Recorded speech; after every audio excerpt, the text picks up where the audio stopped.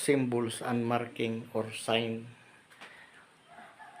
Nandito ang mga ito kung titingnan natin para siyang turtle. Ngunit dito sa ilalim sa unahan, ito yung letter D, ay meron siyang dalawang turtle nga yuko doon sa tubig, may tinuturo. Tapos mayroon siyang butas. Ayan yung dalawang sheep turtle rock nga mayroon siya tinitingnan, dalawa sila. Hindi lang mahalata kung hindi mo talaga pukusin ng maigi mga ka-discover. Ayan. May palaka pa dyan na dalawa. Sign na mayroon diyan talaga sekreto. Dito sa taas, ito yung turtle nga pinaka-mother code na mayroon 3 butas. Ang ibig po sabihin nito na mayroon mga engrave sa katawan niya ay treasure spot under the tree. Kung ilalagay ito sa kanji ay spot below dito. Itong kung pupukusin natin ng maigi, ito yung mga butas na para siyang mata. Ang right side nito, yung ulo, ay west direction 270 degrees na sinasabi nilang metal element. Dito naman sa harapan ay north, ang likod ay south 180, ang puwit niya ay 90 degrees east direction. Itong mga markers dito, posibleng hindi pa ito nagalaw, nga old pa talaga ito, dahil kung inayos na ito ng ating mga kababayan or mga Pilipino, ay hindi po ito naka-align. Yan, kanji ay below ang tawag dito. Kung bibigyan natin sila ng angle, nakapising po ito sa west direction ang ulo niya, dahil may element siya, yung metal.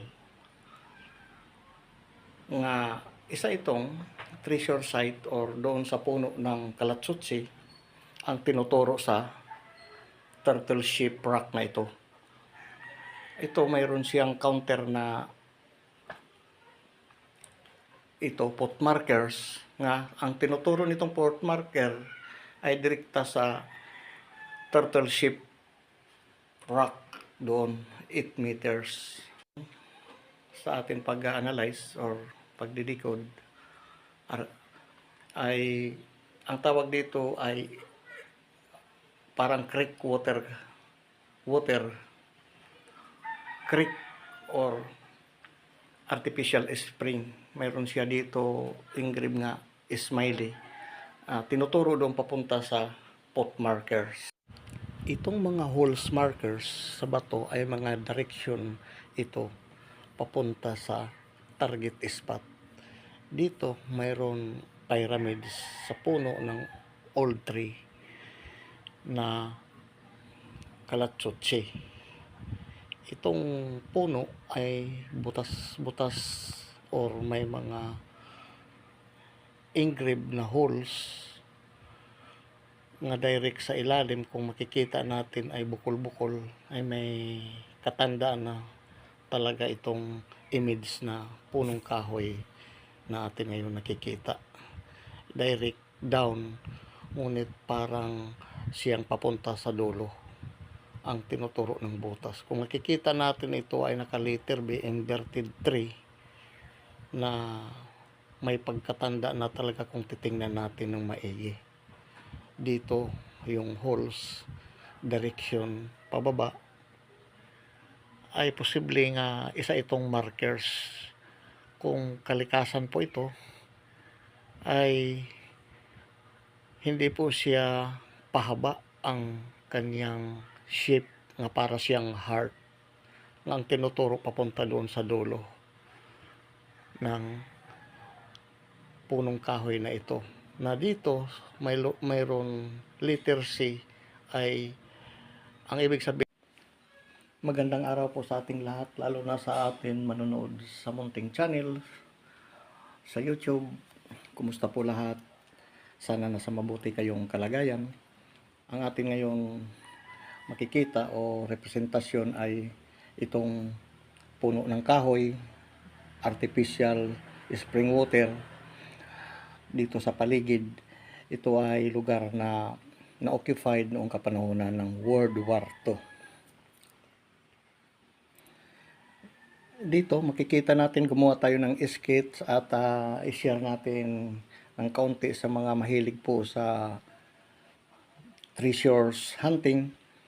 Ay isa po itong bayan na natagpuan o na-discover na ganito po ang setting ng mga markers at mga artificial or century tree.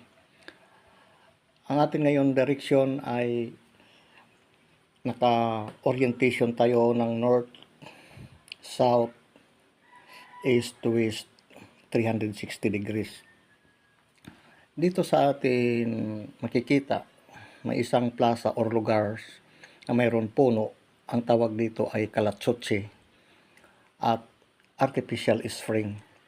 Dito sa gilid, itong makikita mayroon pot marker, heart shape stone, pyramid, turtle shape rock, at ito pang isa, bali tatlo.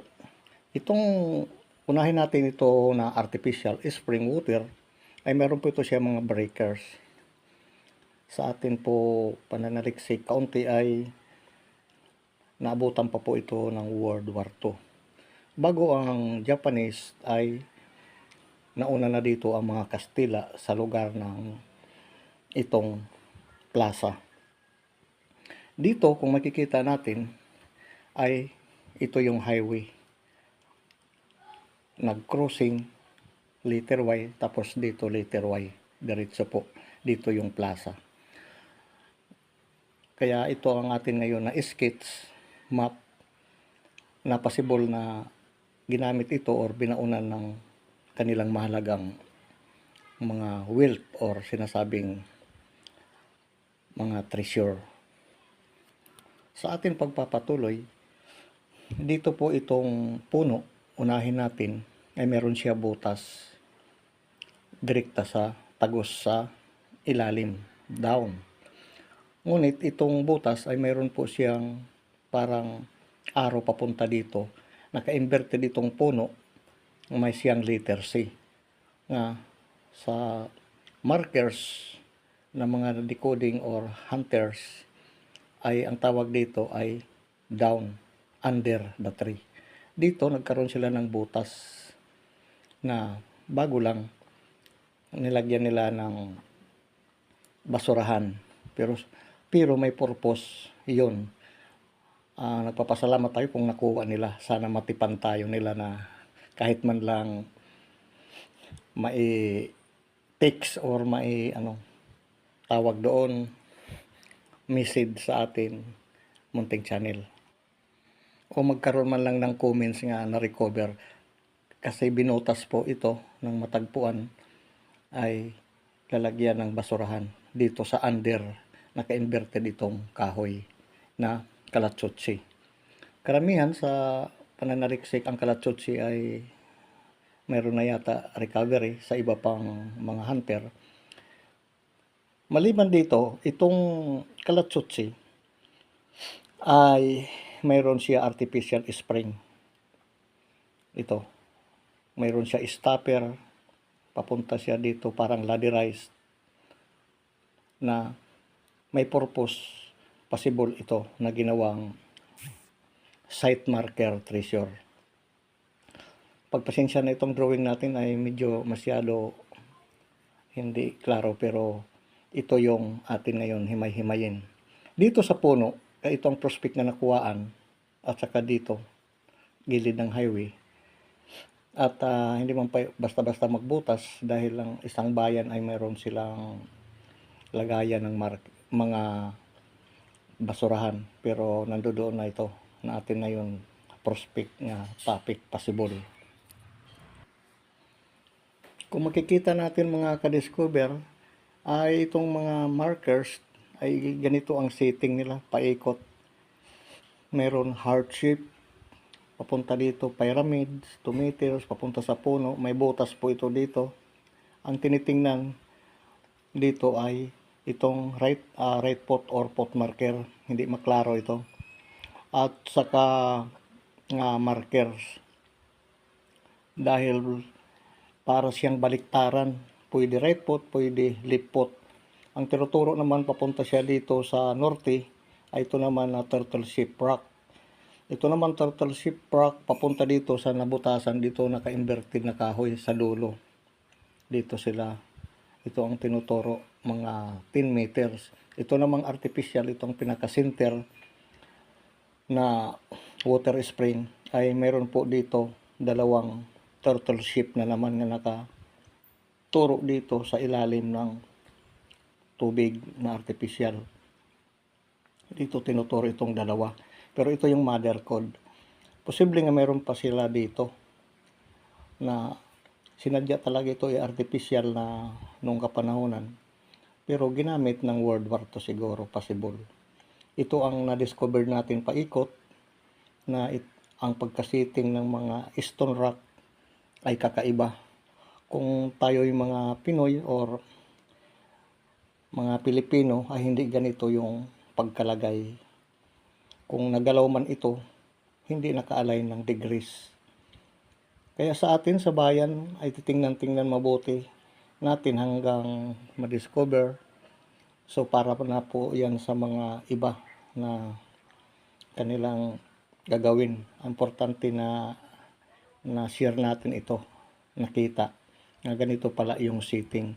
Possible nga nakuhaan ito or hindi pa, so i-continuous lang kung nagbutas sila nga hindi naabot o malalim-lalim, dahil pag mga ganito mababaw lang talaga ito, tawag dito ay quick deposit.